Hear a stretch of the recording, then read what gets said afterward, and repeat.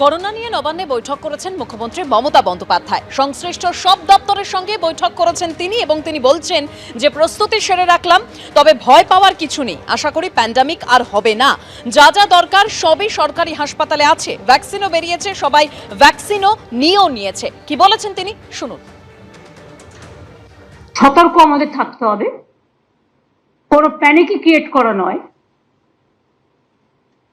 যদি by chance সেরকম কিছু হয়, আমাদের প্রস্তুতি তৈরি থাকবে। এটা নিয়ে ভয় পাওয়ার কোনো কারণ নেই। কিছু কিছু ক্ষেত্রে যাদের কোমরবিডিটিস আছে, যাদের লাংসের প্রবলেম আছে, চেস্টের প্রবলেম আছে, হার্টের প্রবলেম আছে বা অন্যান্য নানা রকম প্রবলেম থাকতে পারে, এবং sometimes ageing is also the factor. সর্দি কাশি হলেও একটা বুকে কফ জমে থাকলে শ্বাসকষ্ট হয়, যার জন্য নেবুলাইজার করা হয়, করে ওটাকে ক্লিয়ার করা হয়। তারা ডাক্তার দেখান, ট্রিটমেন্ট করুন। আমরা নিজেদের ইন্টারেস্টে নিজেরা মিটিংটা করলাম, যাতে ফার্দার যদি কখনো সেরকম পরিস্থিতি হয় তখন আমরা যেন প্রস্তুতিটা রেখে দিতে পারি, যাতে কোনো অসুবিধে লোকের না হয়।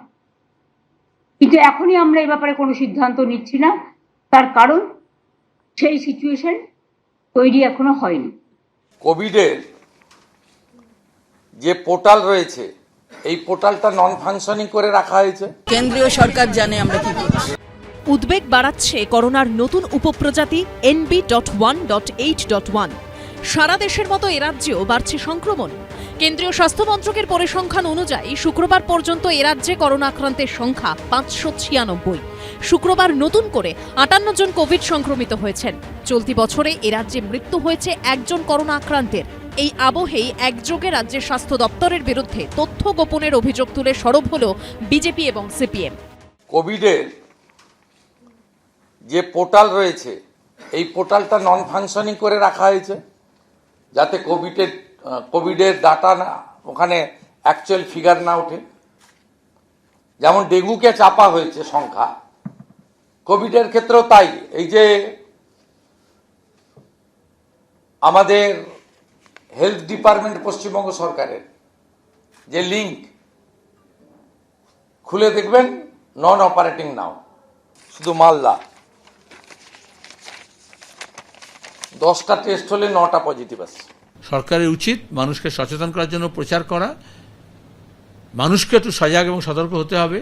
সংখ্যা গোপন করে কি হবে? বরঞ্চ সংখ্যা বাড়ছে যদি দেখা যায়, যেরকম পার্সেন্টেজ বাড়ছে টেস্টের ক্ষেত্রে যদি দেখা যায় পজিটিভ পার্সেন্টেজ বাড়ছে, তাহলে সেটা তো আরও বেশি অ্যালার্ট করতে কাজে দেবে। বিরোধীদের অভিযোগ মানতে নারাজ রাজ্যের স্বাস্থ্য প্রতিমন্ত্রী চন্দ্রিমা ভট্টাচার্য। কেন্দ্রীয় সরকার জানে আমরা কি করছি। কিছুদিন আগে একটা ভার্চুয়াল মিটিং হয়েছিল, এটা হয়তো এলওপি জানেন না, যে ভার্চুয়াল মিটিংটা প্রিসাইড করেছেন কেন্দ্রীয় স্বাস্থ্যমন্ত্রী।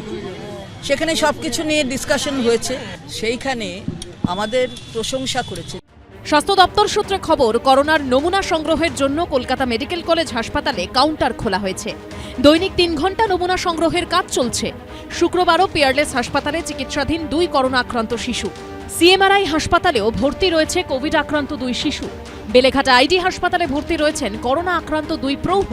মেডিকেল কলেজ হাসপাতালের এক শিক্ষক চিকিৎসকের করোনা সংক্রমণ ধরা পড়েছে। এই পরিস্থিতিতে চিকিৎসকরা সতর্ক থাকার পরামর্শ দিচ্ছেন।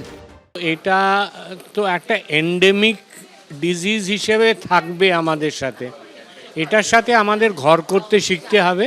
বয়স্কদের বলবো হাসপাতালে গেলে একটু মাস্ক পরে যাবেন, কিন্তু রোগের প্রতাপটা কিন্তু আস্তে আস্তে কমবে। দেশ জুড়ে করোনা পরিস্থিতি নিয়ে বুধবার দিল্লিতে বৈঠক করেছে কেন্দ্রীয় স্বাস্থ্য মন্ত্রক। দেশের সব রাজ্য এবং কেন্দ্রশাসিত অঞ্চলকে করোনা পরিস্থিতি মোকাবিলায় প্রস্তুত থাকার নির্দেশ দেওয়া হয়েছে। এই আবহে করোনা পরিস্থিতি নিয়ে এ রাজ্যে তুঙ্গের রাজনৈতিক লড়াই। ঝিলম করঞ্জাই, শিবাশিস মৌলিক ও রুমা পালের রিপোর্ট, এবিপি আনন্দ।